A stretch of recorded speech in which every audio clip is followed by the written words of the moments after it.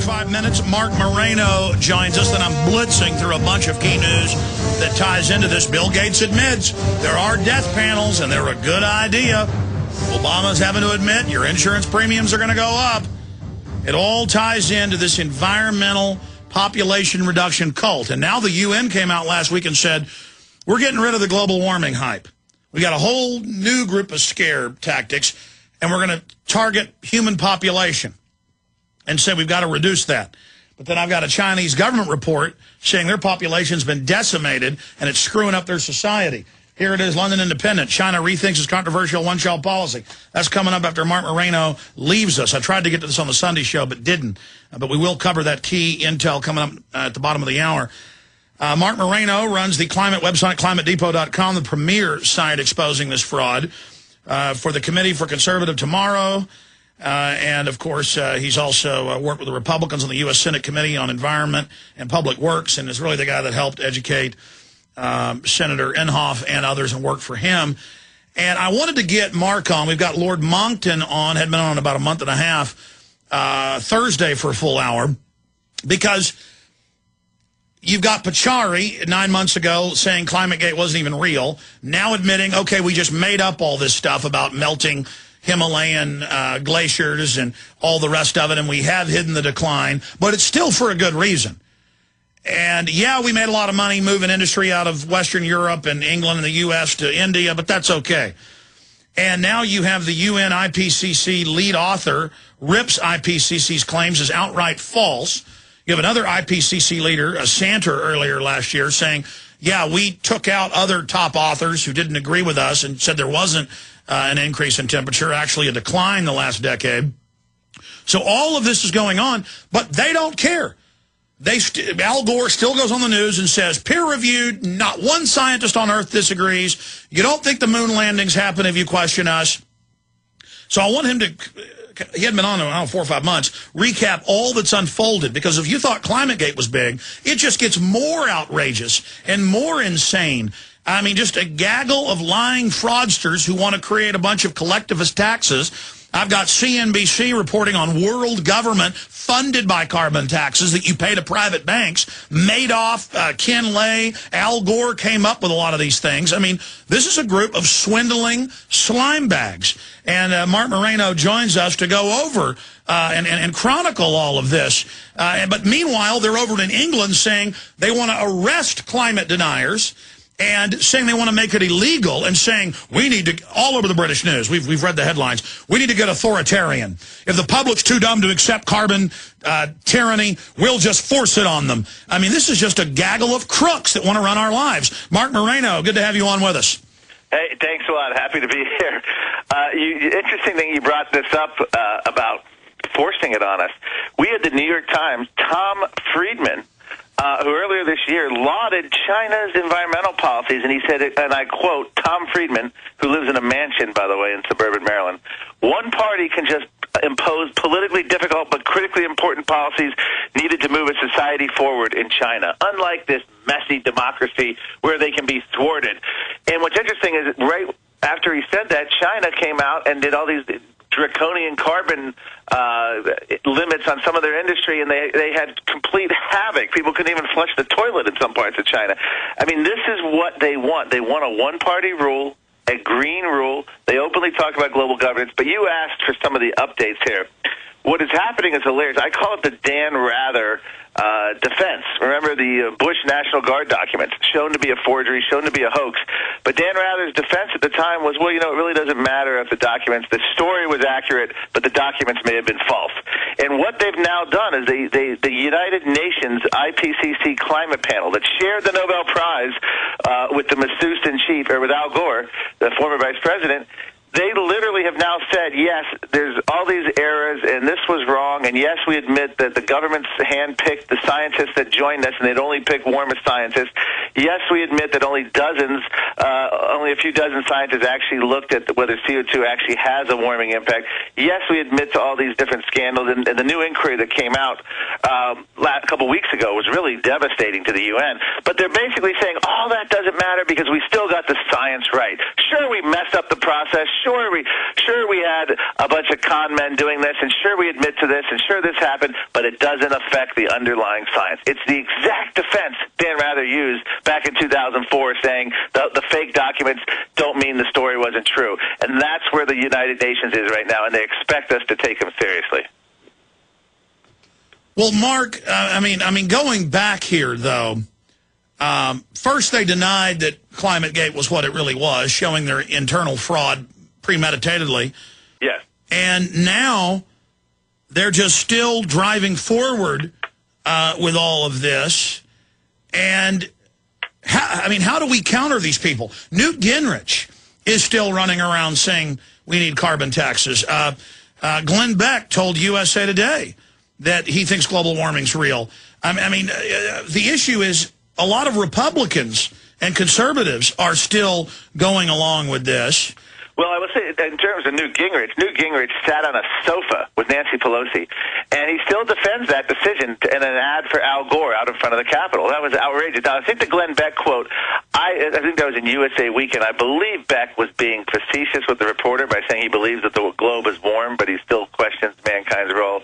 But in terms of looking at the political and scientific climate right now, the movement is absolutely dead. The problem is there's a thing called zombies and the undead, and this can be resurrected as quickly as a lame duck session of Congress, as quickly as Obama ordering his EPA to start regulating CO2 because Congress wouldn't do it. So they've announced that they've announced they're doing that. They're going ahead with it. They are. They're trying to say it's going to be watered down, but there's a couple ways. Congress can try to pass a law restricting the EPA's ability. Obama's already said he'll veto it. And then all we're going to have left with are the courts. And, of course, the longer Obama's in, the more he gets to stack the courts. And particularly the Supreme Court, which actually opened the door for this. I think it was either 2007 or 2008, now the big Supreme Court case, that allowed us to regulate CO2 as a pollutant. Think about that. For the first time in human history, we're regulating what we exhale from our mouth. CO2. We inhale oxygen, we exhale CO2. And now the United States government, the old expression, they can't tax the air we breathe. Oh, yes, they can. They're going to be taxing what we exhale. This is just the madness of our age. And what's so funny is we've caught them red-handed. We've caught them in scandal. We've caught them in fraud. We got them recanting. We have scientists now switching. We have a major left-wing scientist like Dennis Rancourt out of Canada who now says global warming is nothing but an imaginary problem of the first world middle class. Major leftists are bailing, saying they can't go on with this anymore because the movement is in tatters. It never should have been a movement, and Al Gore is making them sick. So, meanwhile, Austin has passed stealth carbon taxes, but they admit it. $2.6 billion over the next 3 years on power and gas. They just don't care. They just don't care. And I saw Schwarzenegger during the Copenhagen summit. He said, I'm going to lead governors and mayors to save America. We're going to do it. And so they just don't care. They're just coming in swindling. Well, here's the thing. Here's how you know it's a con. Let's assume that the United Nations is right. Let's assume Al Gore is right on the science. Let's assume Arnold Schwarzenegger is correct on the science. Even if you buy that, the granddaddy of all, the Kyoto Protocol, wouldn't even have a detectable impact on climate using their science. The most shocking thing is we have professors here in the United States, a guy named Professor Brown, coming out saying it's the greatest ethical scandal that Washington didn't pass the climate bill in order to bring us to a low-carbon economy. Well, Obama's own EPA administrator, Lisa Jackson, admitted if the congressional climate bill became law, not only would it not impact temperature, it wouldn't even impact global CO2 levels. In other words, it's purely symbolic. And yet we're told by Barbara Boxer, we're told by President Obama, that the bill will prevent floods, droughts, hurricanes. It's literally, we've advanced no more than the ancient Aztecs, Alex. 1450 or so, they slaughtered thousands of Aztecs in order to bring about an end to droughts. And this is where we are now. We think we can control by eliminating SUVs and unplugging our phone chargers and getting rid of coal and returning back that we can somehow control the weather. This is no more scientifically advanced. What we're seeing on Capitol Hill and from the UN, then what they did with the witch trials, a bad crop, let's blame a witch. It's the witches doing it. They honestly believe we control the Earth's thermostat. This has become the madness of our age. It's climate astrology. Well, you're right. By the mid-level minions, kind of the outer court, they really do believe it. But when you read Club of Rome, UN, and others, it's all about population reduction, and it's about government and select corporate mafias allowing certain industries to operate and others not to. It's about them funding their buddies with federal and international money through so-called green job initiatives. It's just the big city mafia model taking over the planet. I mean, at the end of the day, the leadership of these groups, from my research, know exactly what they're doing. Can you expound on your research and what the end game is for these people, Mark? Well, the end game is they've decided they want a collective society, and I'm talking about going back to the 1960s. What the environmental movement really is, it's a collection of a ragtag collection of the leftover radical hippies from the 1960s. And I say that seriously. If you look at the first Earth Day, that's what it was. That's what it was known as. George Will and actually another commentator did a great analysis of the entire green movement. They've literally taken the word progress out of the progressive movement. And so what this is a existence about bean counters, about international bureaucrats, and about a collectivism. This is what Václav Klaus, the president of the Czech Republic, who knows something about communism, when he said the Berlin Wall fell and the Soviet Union collapsed, the greatest threat to freedom we face is from what he called ambitious environmentalism. And what they've done since the late 60s forward is they've just plug and play. In other words, every scare of the day had the same solutions and the same cause, mankind, and the same solutions. We need more government, more regulation. Stay there, Mark. Stay there. Global government. Let's come back and talk about global government. Because in their own words, once they get the carbon tyranny in place and can tax you for breathing, they're going to tax the family out of existence. These are human-hating control freaks. We'll be right back. Stay with us. Marc Morano is going to be with us for about 40 after. Then I'm going to get into Bill Gates and the death panels, and that connects into this. Bill Gates is funding all this carbon tax baloney, and they admit it's about population reduction. It's about you freezing your butt off in the dark. Mark, I want to get into ways to beat these people, and I also want to talk about population reduction with you. But what we have to remember, and I want you to speak to this, is they're not backing off. They're accelerating at the, quote, independent school district level.